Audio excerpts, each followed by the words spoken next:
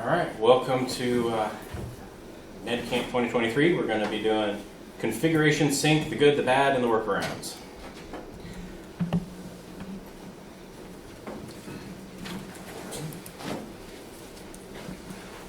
So we're going to be covering, what config sync is, how does it work.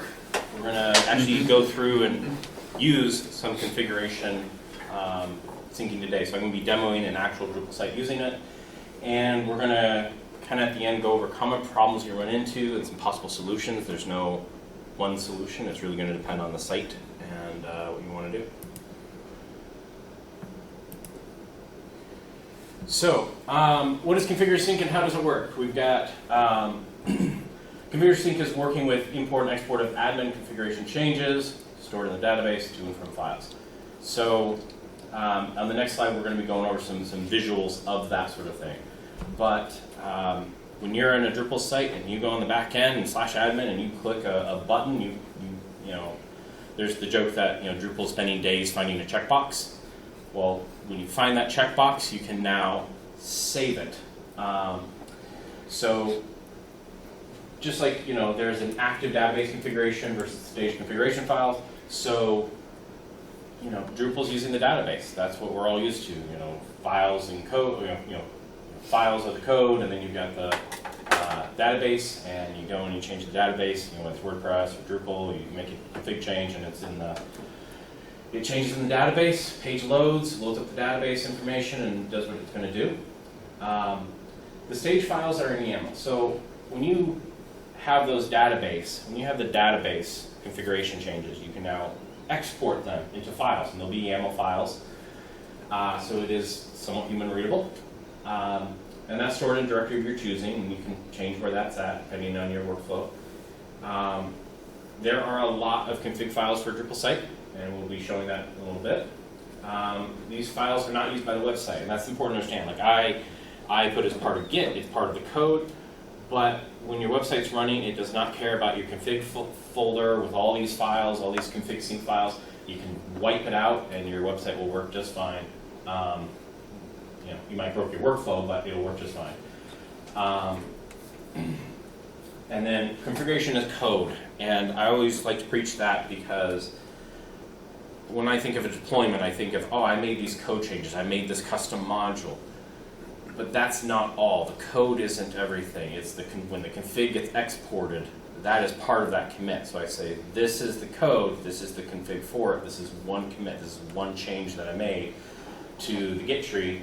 And so I always say configuration is code, even though it's just, you might think of it as just a checkbox in /admin. So now we're going to go into the visual. So luckily, I have a designer at the company I work for, and so you don't have to see what I initially drew here.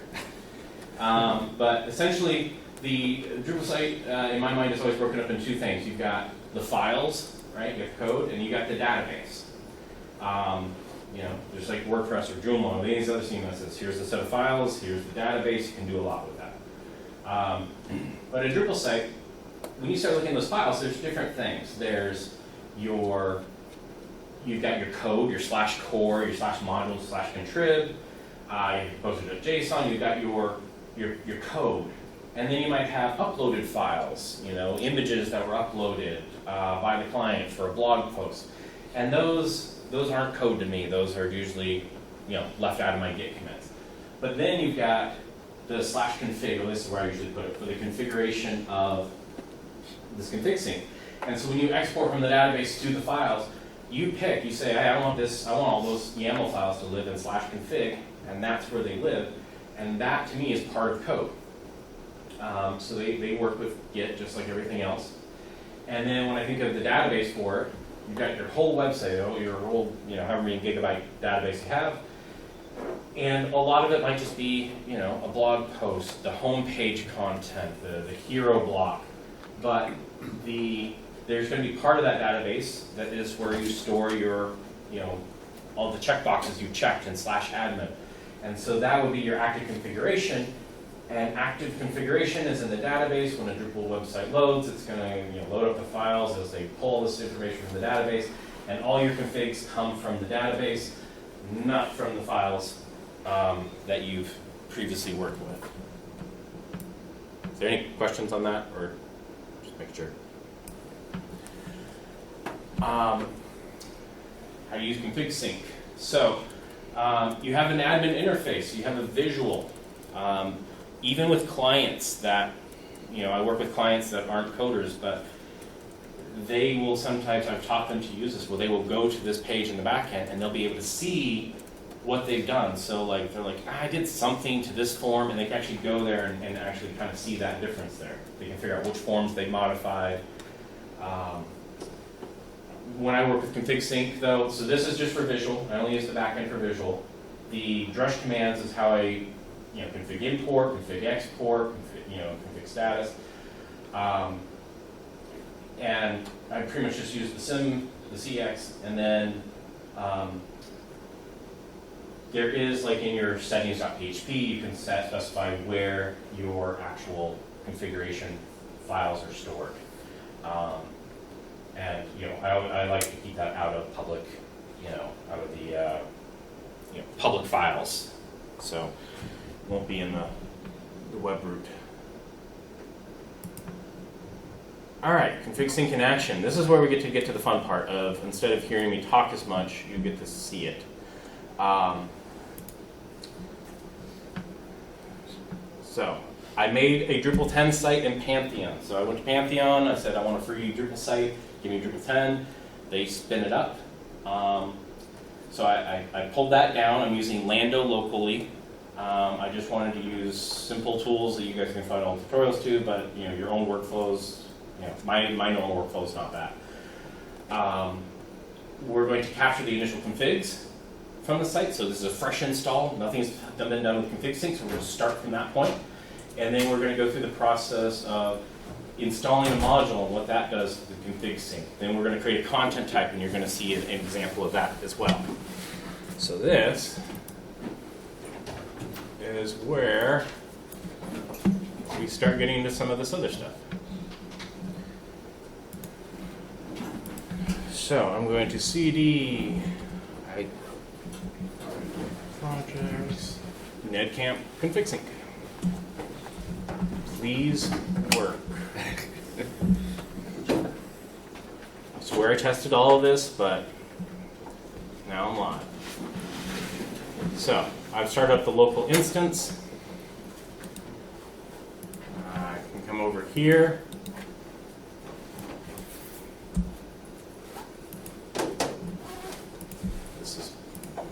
Ignore that SSL warning. All right, so now here's my very basic, fresh install of Drupal 10. And the first thing I'm going to show you is, I am almost going by memory because I can barely read this stuff. I'm going to see about, maybe this will help. So underneath configuration, development, configuration sync. I never used import or export, just this.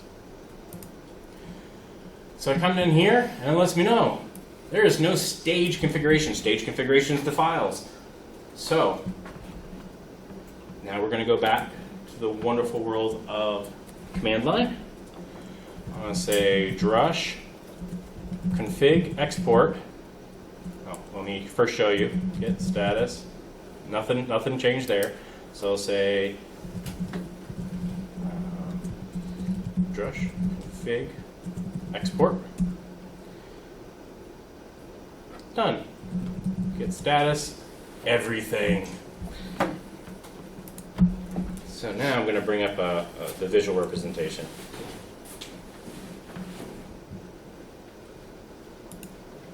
So here, you can see here, I've got, we're basically I committed my git ignore in Lando YAML, but then I've got a test push. But now we've got this uncommitted stuff, and it's just going over. This is all the configs for the site. There's a ton of them. Every last config page that has a setting, that has a checkbox, that has a text field, it is represented now in files. And so if I click into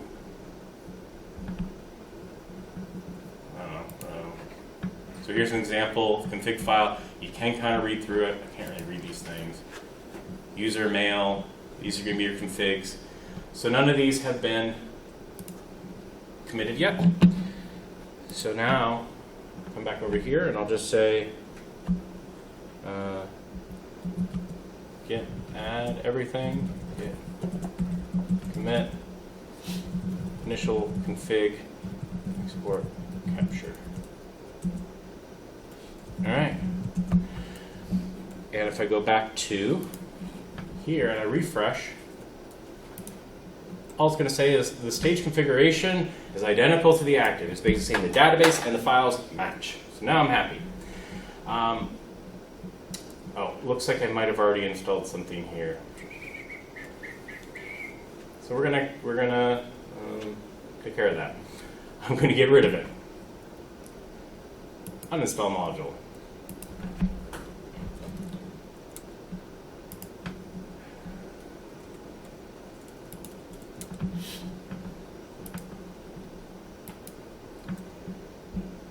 So we're just going to ignore this for a second. That's not green, it is, no. Oh. All right, so ignore what is going on here.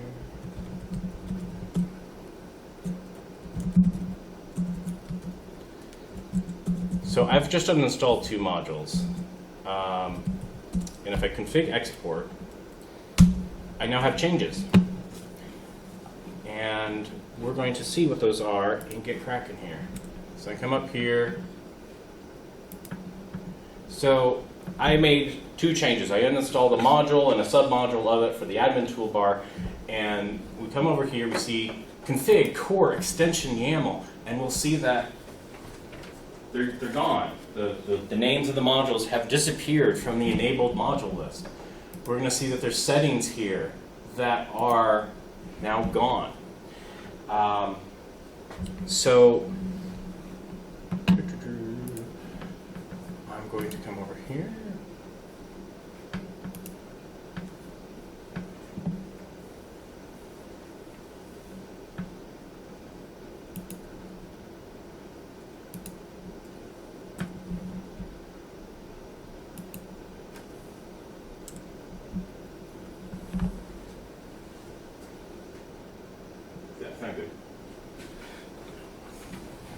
We don't need that for the presentation, but really?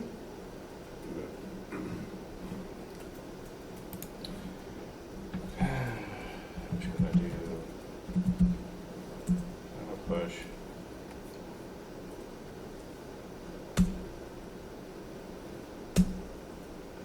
Oh, I can't pick that on that. Files, yes or no?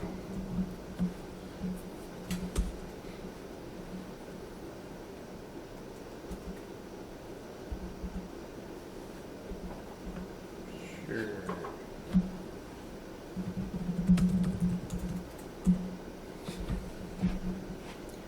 We'll let that do its thing. No. We want to do bigger.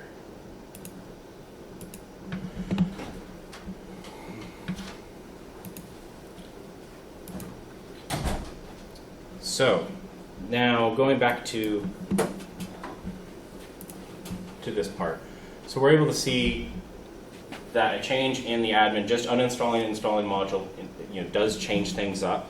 If I assume everyone here is familiar with the admin toolbar, because now, so I don't have any drop downs. Now, if I want to do something, I've got to, actually click on something and then click the sub thing, and I hate that with a passion. So, if I come over to configuration.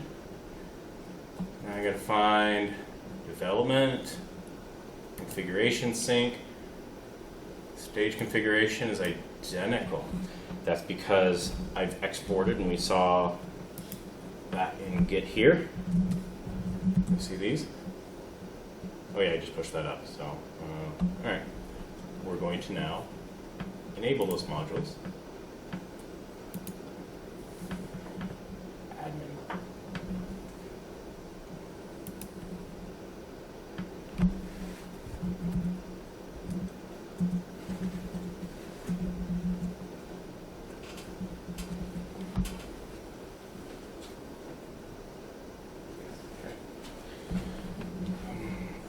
glasses. I don't need glasses. Yeah, I installed both of these. I hit install. They're installed. Now I have this wonderful drop down. I can flush cache right from here. I like this. I'm going to come back over to config, development, configuration sync, and we're going to see there's differences. So core extensions. Hey, on the active database, we have this. On the staged files, it doesn't exist. And so this is a very nice way. This is the visual representation. Basically, you're like, hey, there's no file for this, file removed, right? So a couple things could happen right now. If I come into Drush and I say config import, it's going to remove these modules because the files say it doesn't exist. But I do want it. So, so now I export it, get status. You can see there, hey, these files have changed. And when I come over to here, I'm going to refresh. Everything's the same. The files and the database match. And I'm just going to do the git commit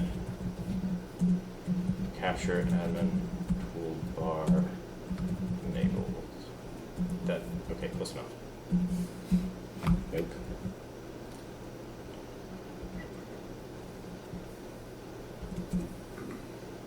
Now.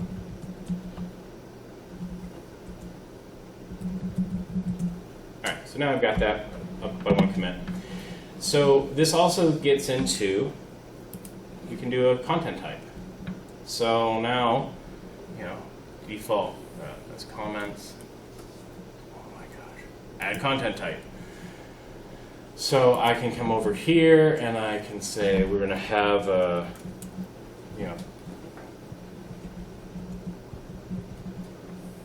Star Trek ships. I give a description, ASDF, and I can choose all sorts of stuff. I can say preview. No, you don't get to preview. Just go with it. You don't get to put it on the home page. You can create a new revision. Don't show the author. Menu. Oh no, you can't add it to main. Right. So I go through all this stuff. Each of these is a config. I hit this. Now I just have a body, title, that sort of thing. I just made a content type. So I come here and I can say get status. No changes because I haven't configured to export yet. So now, config, export, come here. You want to Drush? Interesting. Yeah, you need Drush to export. Yeah. Yes. Normally I don't talk as I type. Thank you everyone for keeping me on track. So, now we've done different things. It's created a node type of Star Trek ships. We've got, all the fields for this are here. And so if I go get status, and then VIM, let me find it here, it's the bottom one. I hope you guys can see this better than I can.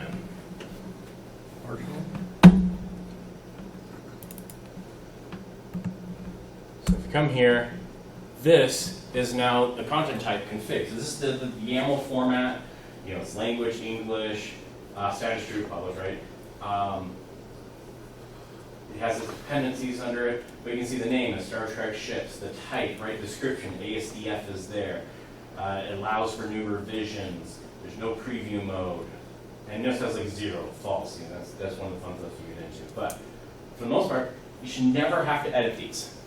If you do, something went wrong. But they're very great for just looking at and seeing. And there's other reasons you would go in and look at them too. So now I have a content type. Let's see if I'm going to be able to deploy or not today. Yeah, that's looking better.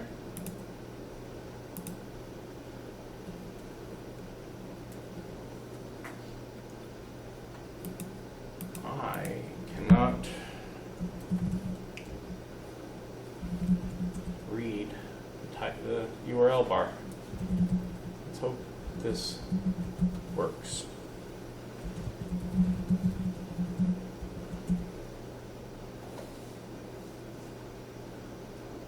does. Look at that.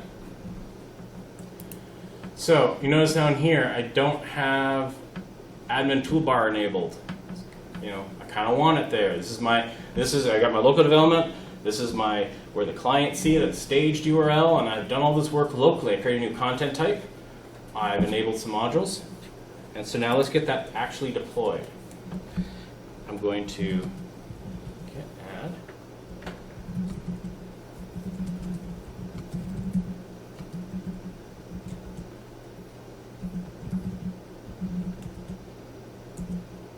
So I've got all that. Yeah, status. I'm happy with this. I haven't pushed up 2 commits. Get push origin master. So now, if I look at Get Kraken, I should see that I've got master here, the local computer, versus the master remote in the cloud. You know, I haven't pushed that up yet, so it's not quite there yet. So for deployment, push it up. It's going to think about it. It's going to hopefully work. Can I ask you why you did Lando SSH? Does that like bypass the I hate Pantheon Lando setting? I hate Lando push because it always asks for a git commit. But you couldn't just do git push without Lando SSH? Not unless I set up some other thing. So the Okay. Lando part of the container has the SSH keys. My Okay. outside of Lando stuff doesn't. Because you set up with Pantheon. Yes. Okay. Like I said, not my normal workflow, but it's one that's more aligned with what most people are probably used to. It's good to know because I didn't know that. That's how I get around to always having to do Lando push. It's how I can merge things Yeah. together and actually push up the Git branches. It took me a while before I figured that one out. So over here, we even see workflows. Pantheon is now thinking, they're like, oh, you just gave me a bunch of files. Let me do my thing with it.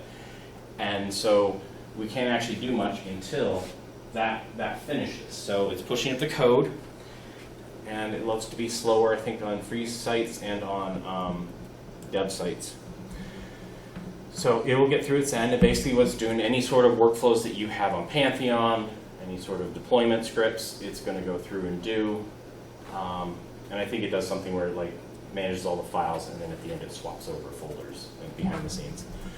So it may go on for a long time to deploy, but when it does, the interface just instantly changes when it's done.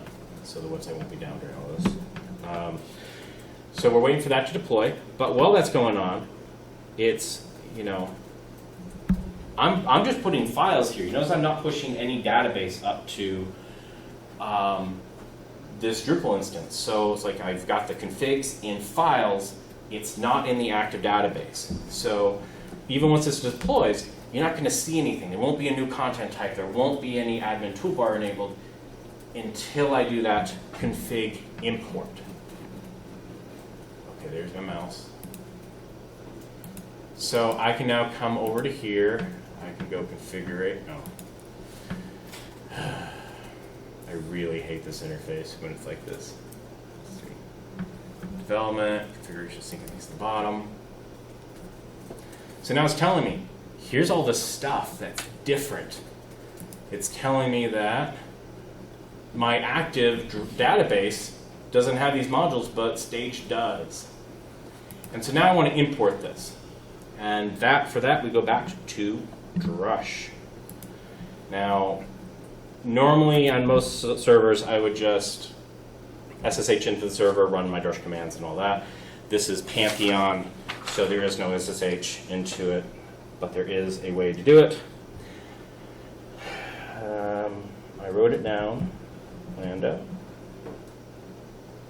I think I wrote it down. Just do Control-R, T-E-R. Terminus, remote, drush, config, sync. No, it's not config sync. We are what? Ned camp cs dot dev config import. So basically, I'm starting my container. Terminus is a program that lets you run remote stuff. I'm doing remote drush on my Pantheon NetCamp CS environment, the dev branch or the dev site, and I'm just running config import. It's complex, but it's simple after you get used to it. So it's letting me know, here's all the changes that you've done. Now, if I run this command and all of a sudden this is not what I expect, something went horribly wrong and I have a very bad feeling in my stomach. That happens from time to time, especially if the client was on this site and they were making changes and they changed up a bunch of forms and everything, and you're like, I'm going to import these config set. And it's like you're about to overwrite all the stuff the client has done. And so you never want to type yes just without reviewing that. Because you can type no here and save yourself. So we're going to say, yes, we want to do this. Did I wait too long? Sometimes it does timeout if I'm not quick. And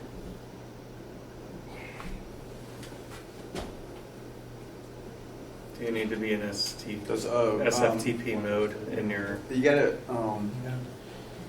somehow your toolbar module got deleted, it looks like. Or does it want it enabled first? So the enabling is part of the config set. Yeah, It has to have the files exist through Composer install. The module doesn't exist. Let's see how that happened. neither do I. So if the artifact build didn't get, Yeah, Yeah. your Composer didn't put the module in. But it should have it locally. Otherwise, we wouldn't have a working site locally, right? Composer require. Cannot type and speak at the same time. Yeah, see, it's there. it's not committed though, because you only commit the composer, you don't commit the vendor. Yeah, but it would have So it already should- Yeah, been. but it's in the Composer. Yeah, so it should have pushed up and Pantheon should have built the artifact with it, but. Yeah, it looks So like we're Pantheon. going to just, I'm going to bypass this deployment thing. Worked the last like 4 times I tested this. Just pull down your dev database to local and go from there. I'm not going to break my local. The local's working. we're not gonna risk it. All right. So, is there much of a difference between using the import on the UI and the way you went through, because you jumped out of the UI and went right to Drush? I've never used the import on the UI. Okay. There's no difference. I've had, like, in my current work environment, I'm not allowed to use Drush on production, so I have no choice, and I've never had any issues using That's the an UI. interesting choice. I like admin interface and other tools for visuals. I like command line for actual get things and drush things, and that's normally how I work. And I think it's because I work in so many different environments. That's the most consistent one I have access to. So we're just going to keep working off the local, and yeah, this is the local Lando. So this is one of those. See, aha. So in hindsight, It's not your fault, it's Pantheon's. that's still my fault. But all right. Oh, I have to be in slideshow for it to go next. Boom. All right, so summary of what we did, and give or take some here, right? We showed initial git commit with git kraken. I wanted to show you what the initial config export looked like. We used some of the drush config commands to export, import. I mean, also import as much as I wanted to. But we kind of looked at this. We saw how this evolved, this admin interface that you see, which is important because you're just clicking around the admin interface and you're not doing command line stuff, it's still going to be modifying. You can still see what you've done there. If you have a staging site working on a production knot, you can go in there and you might see what's going on there. We deployed to Pantheon. Yes, we totally did part number 4. And then repeat. So we kind of did that. We didn't get to that part either. For giggles, we will do a Lando push and see if this will work where something else did not.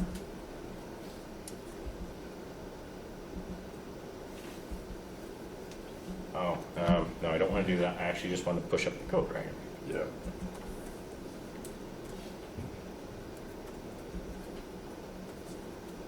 No database.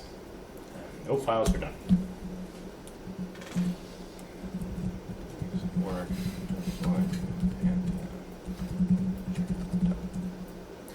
All right, we'll let that run. So we come over here.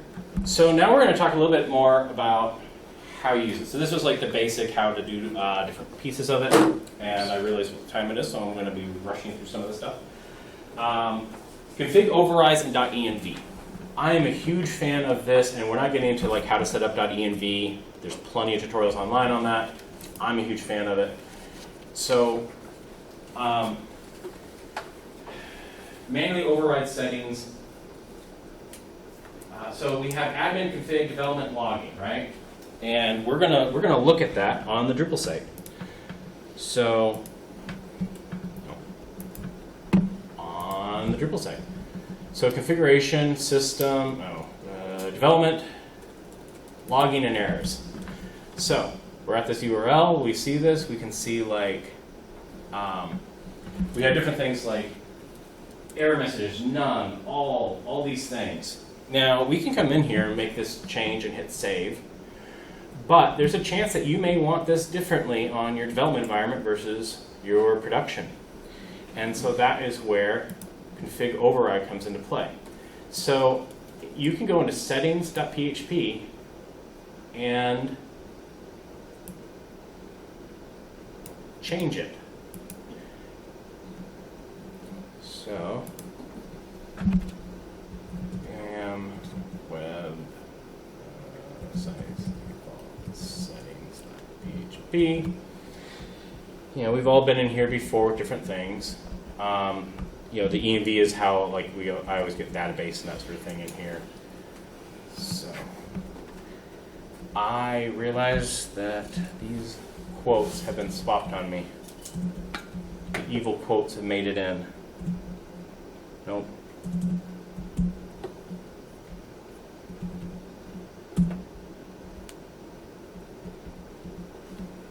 Oh.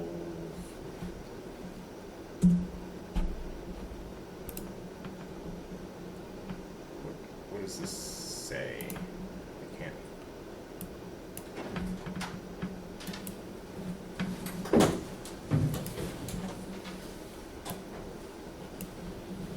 Okay, so I think we're good there. So basically, config, you're able to say system logging, error level. I want it to be verbose. And if you weren't sure, like, how did I know to do error log? How did I know to do this sort of thing? Well, it would be through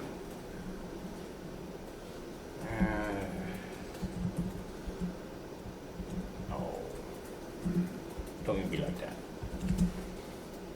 So if I were to grep for, what was it? System.logging. System logging in my config folder.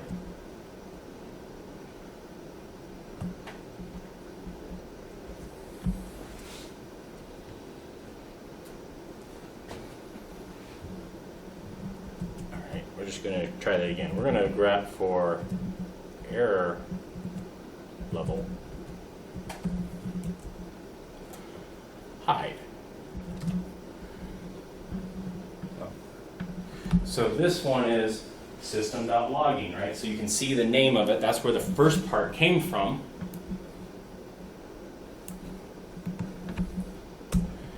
When I come in here, now you know where the error level came from. So when you do config export, you have all these files. You can grep through them and find the little piece that you're looking for. And that tells you how to do a config override of it. And the important thing is we're about to find out so we have done something different for it, right? It was at none, and when we went to here, we just set it to verbose, right? So now if I were to do a drush CR, you would think like, oh, I'm going to see something here. And you see no difference. And the reason is the database stores none. You did a config override, so when the page loads, it's going to do that. And I don't like that. I want to be able to see these things. So there's config override warn is a module that I'm a big fan of. So I can say Lando composer require Drupal. Where's my mouse? So I've installed that mod. I've got the module in code. Next, I'm going to have to do a Lando enable. Config override warn. Did it work? Do you need a drush? Oh, yeah, sorry, drush. So it's my drush config override warn. And now when I come back here, it lets me know that what is in my website code overrides the interface on here. And the power of this is, let's say I'm integrating with an e-commerce platform. I got to go to Stripe payment things, and I have API keys and that sort of thing. Well, I don't want to store that in my database that gets copied everywhere. I want that in my .env, and so I will go into settings.php and I'll say, look at the env variables, and if it exists, overwrite it, and then the key will actually say, look in .env. That's what I'll name the key in the database. And then that way, the .env file is never committed to Git, so no repo, no database will ever store my Stripe API keys. And when I come to this page, it'll let me know, hey, well, it says that the key is looking.env. This is the actual key right here we're going to use on this, for the website. So the config override is very powerful from a security standpoint. And this module lets you know what happened. That's very important when you got 5 developers working on the same site, and you're like, I checked this box. Why isn't it working? Why isn't it working? Well, that would be why. So this is where I'm talking about, if you have solar environments, it also works for, I might have a staging URL, like an API that connects to a staging system versus a production system that we're testing. And so now I have the exact same code on production and staging, but they connect to different places because I've done config overrides. So this is really just going over all that. We often have, we will never commit .env to Git, but we have an env.development that we copy as a starting point for a local environment. We'll have an env.staging that we use for a starting point for any staging environment. Big fan of that. So, config sync. Besides my issues with Pantheon, config sync, there are things that can go wrong, and I think I've encountered all of them before. Bad things can happen. You've been working for months on a project, you're ready to deploy it to production. You're like, yeah, no problem, take 30 minutes. Nope. Something went wrong, and there's a couple of things that can really go wrong with it. All right. So, a view that references content as a filter. You might create a view that says, only show me blog posts that are of taxonomy value, food items. And that's great, but content is different from config. So you do a config, you create a new taxonomy of, blog tags.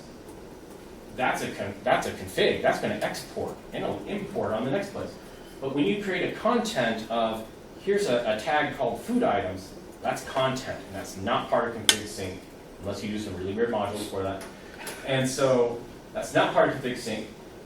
And so when you create it on staging and you import it, it does not, that food item value doesn't, that's content, doesn't get pushed into the prod. And so if you created a view that says, show all blog items of type food item, it'll work on staging. And you get to production, oh, well, I'll just add it real quick. So you add food item to production, but you get a different UUID, and it won't work.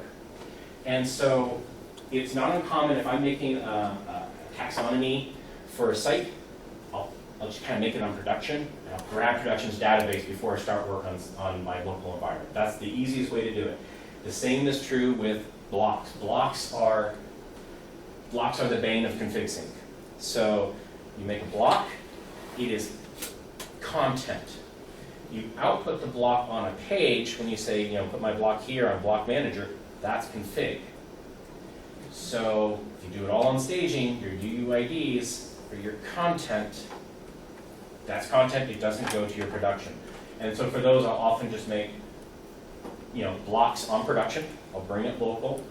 There are ways of going into YAML and changing UIDs and that sort of thing, but eventually you're going to have to bring your production local so that your UIDs will match across your environments. But the content versus config and like, you know, blocks being content but outputting them as config, those are the biggest things that you run into on these, where the difference in UIDs. And luckily, most situations allow you just to pull down production and say that's that. If you're working on a project across 6 months, that's where it's going to get tricky. And that's where you start being creative with it.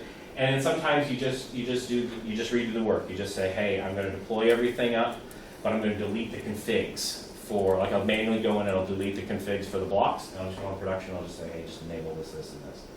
Yeah, I'll put it here. And so that's, you know, the old school admin steps. We used to keep notes of what you did locally so you can reproduce in production. That can come into play there, but I always try to avoid it. We have other modules I'll put at the end here for you to kind of look into. Config split. This would be an example of, you know, locally you want the devel module or other like development only modules, but you don't want that on production. So you can actually split your config. You can say, when I say config import on development, it means this, and it does everything. This one little thing is a little bit different. And when you do it on production, a little bit different. And that's a way to like only have devel installed locally, not going to production. Config read only, love this. Clients hate it. They just hate this one. But I've used this with success with some clients that needed it, where you put config and read only, no one can modify anything in /admin, which means no one can break anything. And that's very powerful. So if you have a situation where you're always going from staging to production, and you never want to go backwards, or there's a database, automatic database, where the database will automatically move from staging to production at scheduled times because the client works all their content on production or on staging. Something like this is great because it means the client won't go on and modify their production site in a way that will be overwritten. Config ignore, I think I've run into that only with things like config file where it's keeping the last time it ran the cron job or something like that, where you're just like, stop modifying this config file. So that would come in handy for there. Config 8 is just a good one to take a look at. And that will be the end. See, now my face is going to be on the video.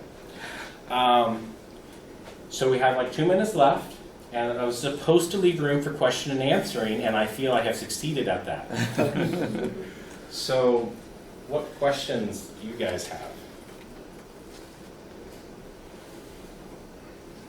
Why are you wearing a Star Wars t-shirt when your example was Star Trek? I was so impressed with Star Trek. I can love both. Actually, the thing I hate this shirt is the cockpit is on the wrong side. That is the bottom of the Millennium Falcon. It should be over there. That part drives me nuts. That's for when you're looking at the mirror. Yeah, it bugs me.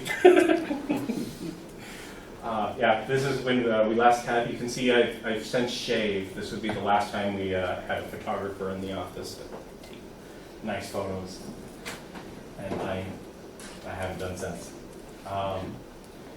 Yeah, I use config sync. It came out in Drupal 8, and that was a game changer for me. It changed the entire workflow from all this manual, tedious, you'd run into issues of, oh yeah, I had 2 pages of admin steps. Here's all the things you have to do on production to deploy this change that they just approved on staging.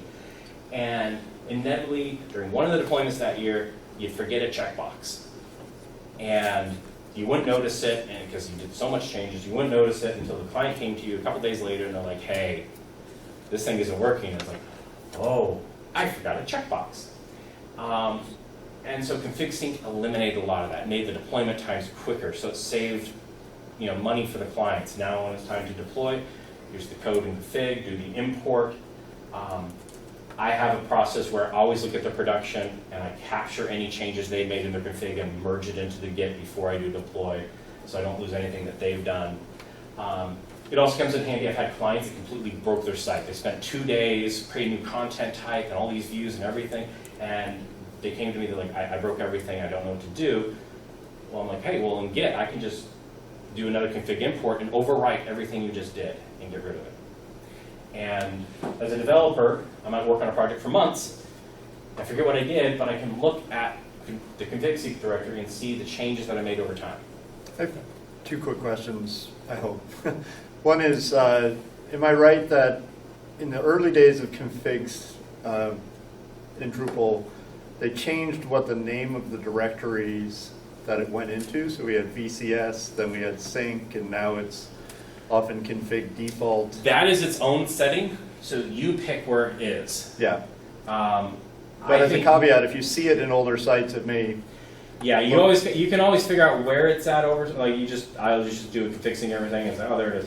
I think Pantheon automatically set it to just /config, but I think a lot of the sites I work on say /config/sync. Some will say /config/development or /config/production, and that deals with that config split type thing going on. I think it can also, and this is the other question, is how do you deal with multi-site? You probably don't, but. So on the multi-sites, you do a config export for each one. And it They goes into a each have different their folder. own. They each have their own folder for the configs. Yeah. So you have, say, modules across, but you can have a module enabled on one, but not on the other multi-site. So when you do the config exports, that's why they have their separate ones, so that you can keep everything separate for those. And for those, I usually make scripts that just do the dual commands for me, because it gets really annoying to just like export this. Okay, now export this, and you got all the extra commands for multi-line, or for multi-site. So I usually have that scripted.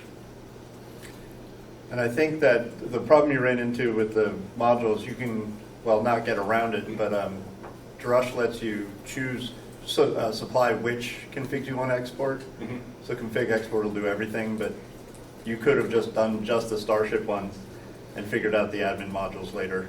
Yeah, that could be. I think I added like get ignore like a normal site, but I think the Pantheon has like a Drupal 7 mentality of you're not supposed to ignore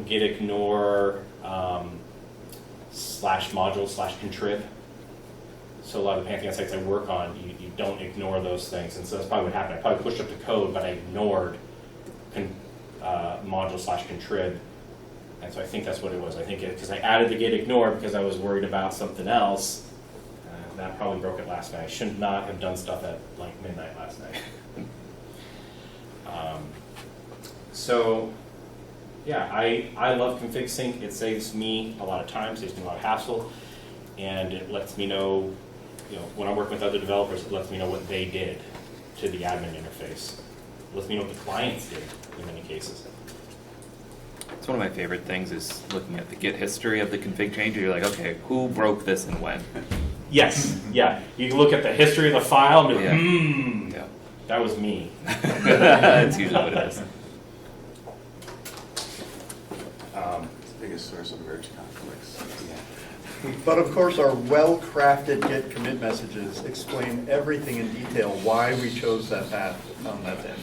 I got my good days and bad days on words. And apparently I can't talk and type at the same time. And also I'm going to get a crick in my neck today trying to look at this thing. All the tests I did, I was like, oh, look, it looks nice. So, thank you guys for coming. I hope you learned something.